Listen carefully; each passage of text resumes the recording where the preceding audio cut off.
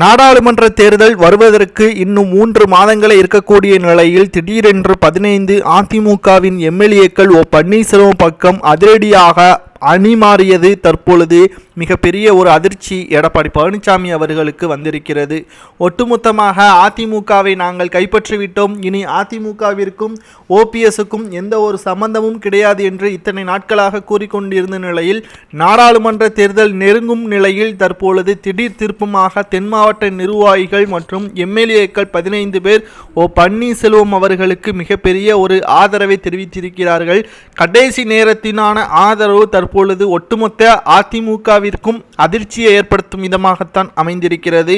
காரணம், இரட்டை இலை சின்னத்தை ஓபிஎஸ் அவர்கள் பெற்றுவிட்டால் முழு அதிமுகவை பெற்றுவிட்டதாக கருதப்படும். இந்த நிலையில்தான் அதிமுகவில் இருக்கக்கூடிய சின்னங்கள் மற்றும் கொடிகள் பன்னீர்செல்வம் அவர்கள் பயன்படுத்தக்கூடாது என்று எடப்பாடி பழனிசாமி அவர்கள் தொடர்ந்த வழக்கு நீதிமன்றத்தில் நடந்து கொண்டிருக்கிறது. இந்த வழக்கில் பன்னீர்செல்வம் அவர்கள் வெற்றியடைந்து விட்டால் மட்டும் போதும், முழு அதிமுகவை பன்னீர்செல்வம் அவர்கள் கைப்பற்றுவது போல்தான் ஆகிவிடும். நிச்சயமாக இந்த வழக்கு நாளை மறுநாள் செவ்வாய்க்கிழமை அன்று காலை 10:30 மணி அளவில் சென்னை உயர்நீதிமன்றத்தில் மூத்த நீதிபதி ஆனந்த் வெங்கடேசன் அவர்கள் தலைமையில் நடைபெறுகிறது.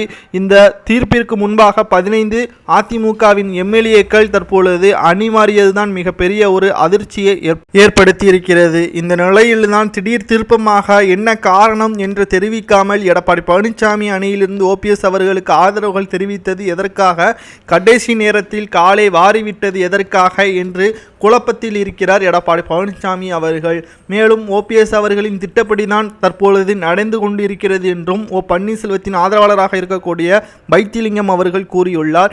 மேலும் அவர் கடைசியாக கூறியது, நாடாளுமன்ற தேர்தல் நடப்பதற்கு 1 மாதத்திற்கு முன்பாக இரட்டை இலை சின்னத்தை கைப்பற்றுவோம், வேட்பாளர்களை நிறுத்துவோம், வெற்றியடைவோம் என்றும் கூறியுள்ளார். இதை பற்றி உங்களது கருத்துக்களையும் 15 அதிமுகவின் எம்எல்ஏக்கள் ஓபிஎஸ்க்கு ஆதரவு தெரிவித்ததாக கூறப்படுவதை கமெண்ட் வாயிலாக கூறுங்கள். நன்றி, வணக்கம்.